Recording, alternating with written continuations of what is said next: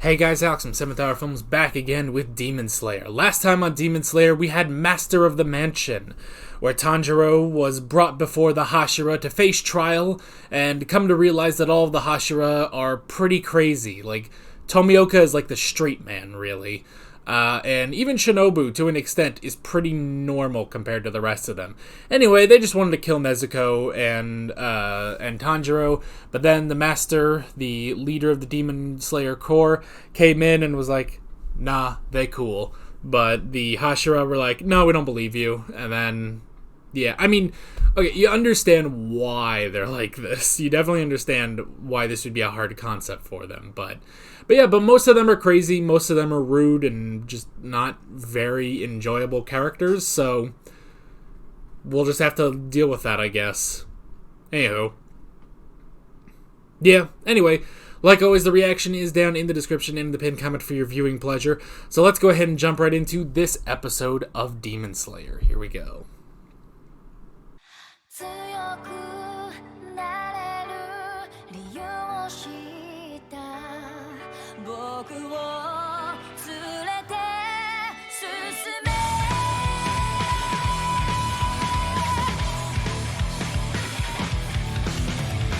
Good on our girl. Good on our girl for not being tempted. Well, I mean, but for rejecting the human blood. That was good. Man, I do want to know more about the master, you know? I didn't catch his name, unfortunately. I do want to know more about him, because he's so cool. Just immediately, he's so interesting and cool, you know? I want to see him fight, honestly, you know? And that's the thing, too, when he asks about, like, oh, what happened? And they explain, like, oh, the demon girl Nezuko turned away in disgust. You know, it's like, I think he knew. I think he knew what happened, you know?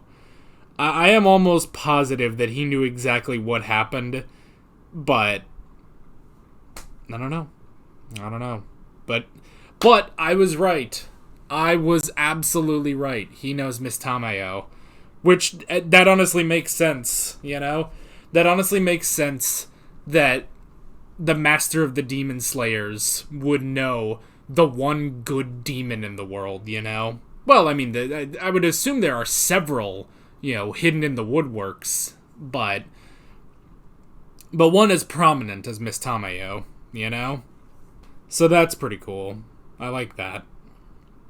So yeah, I want to know more. I want to know more about the master. He's so cool and interesting, you know? He's like Yoda. Oh my god. Sorry, my nose. I'm a little sniffly today, so. But yeah, Nezuko rejected human blood, and it's interesting. So I guess that was more of a visualization of, you know, the spell basically that Urokodaki placed on her, you know, and she always sees her family. And I like she starts with the first episode, you know, seeing Tanjiro defend her from Tomioka, you know? Because that was honestly the thing. Like, before, like, everything that Urokodaki did is sort of, like, just a booster, basically. Because that was the thing, was that in the first episode, Tomioka watched as Nezuko didn't devour Tanjiro and protected him, and that's why Tomioka spared her, you know? He was the first to notice that something was different about Nezuko, you know? And it's exactly what the master said last episode, is that something has happened to Nezuko that Kibutsuji could not foresee, you know? So that's pretty cool. And then, yeah, we got to freaking show up, whatever the Scarman Frank. I'm not gonna know his name. I'm not gonna know any of their names. I'm just gonna kind of call them by, like, descriptors for a little while. So there's Scarman Frank, there's the uninterested guy, the crying man, the man with flair, the one thirsty girl, Snake Man, Shinobu, and Tomioka. Yeah, I think that was all of them. If it's not all of them, meh. Oh, and Flaming Dude. That was the one I forgot. Was Fire Guy. What was his name? Rengoku. I remember that specifically. So, yeah. That's basically how I'm gonna call them. If I do get their names, that'll be great, but you know me. Yeah, I mean, it's exactly the same as... It's like, oh, this guy's name is Inosuke. It's like, okay, well, until I get that, it's gonna be Boarman Frank. I don't know why I keep making Sharkman Frank references in this show. God rest his soul, you know? But yeah, so, Scarman Frank. That's gonna be our new one. Because I just don't know. Again, though, are we ever gonna get that other dude from Final Selection? Like, I feel like they made... Like, they kind of set him up, and he's always in the intro, and then just... nothing. Like, it's been like 20 episodes since then, and just nothing with that guy. I don't know. Anyway. So, yeah. And then, after that, we were taken to the Butterfly Mansion for some R&R, which was good. We met, what was it? Kano Tsuyuri. Tsuyuri. Yes, Tsuyuri. I'm gonna say that. So, we got her, who's... I don't even know. She's just like... Well, okay. Well, I was talking about, like, instead of just talking about how just kind of odd she is personality-wise. Interestingly, so she, has been a Demon Slayer just as long as Tanjiro, Zenitsu, and Inosuke.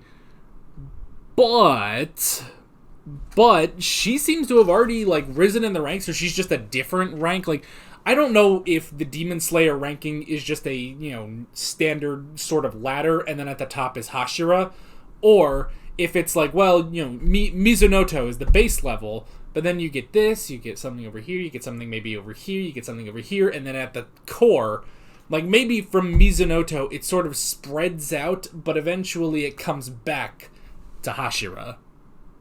I don't know. It could just not be. It could just be a standard ranking, But she, at the very least, seems to be of a higher rank than the boys. So, which is interesting. It's really interesting because at the same time, it's like, well, she was trained by a Hashira, and it's like, well, so was Tanjiro. So was Zenitsu, actually. I guess it's just that they were both retired Hashira. So, I guess that's it, is that they're both... It would basically be that... I guess it would be that if Tanjiro had trained with Tomioka specifically, then he might be a rank higher. But the fact that he trained with a retired Hashira, that's great. And the same thing for Zenitsu. He trained with a retired Hashira. But they still went through Final Selection and everything. Which, I mean, Tsuyuri did too, but... I don't know, it seems like, she's getting, like, she's getting work, like, where the boys are being sent out by the crows, like, she is working directly under Shinobu, so that's pretty cool. I love the Kakushi, by the way. Those two are so funny. I love them just, showing up, they gotta bow, then they take him away, he tries to come back, they have to go, they apologize that they have to go, which, I get Tanjiro... I get what Tanjiro was doing, trying to get some compensation for Nezuko being stabbed. But at the same time, it's like, all right, dude, come on, you gotta leave. You gotta leave. The master told you to leave, So, and I did like that moment where he's like, I'll defeat Muzan Kibutsuji and stuff. And he's like, you're pretty ambitious there, Tanjiro. Dial it back a little bit. I literally just said to, defeat one of the 12 Kizuki. Which, again, I wish they would say that... Well, I guess they kind of did, didn't they? I think they mentioned in the meeting later that he did face a member of the 12 Kizuki, Which, honestly, with this whole thing of the Demon Slayer core of, like, we need to bolster our ranks, but, the carnage that happened on Mount Nataguma was because most of those Demon Slayers were useless. We don't know how they passed final selection, you know? Meanwhile, yes, Inosuke didn't beat that demon, but he put up a hell of a fight, you know? Put up much better of a fight than any other of those Mizunotos could do. It's like all of them, it's like they did pretty well.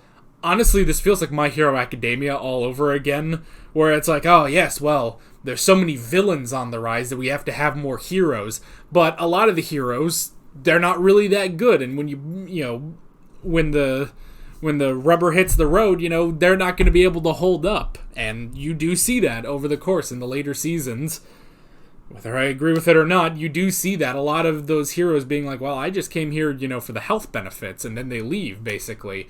And, of course, the thing in Demon Slayer is, well, you don't really just come here, you don't really just decide you're not a good Demon Slayer and leave. You die to a demon, you know? But we have our group of newcomers who are really good. So I like that, honestly, like, honestly, if you want, I don't know. See, I don't know. I'm going to be curious because I have put on record on my recent My Hero Academia reactions that I have not enjoyed the past season, which is season 6. So I'm kind of hoping that Demon Slayer basically gives me the ending of My Hero Academia that I wanted, you know?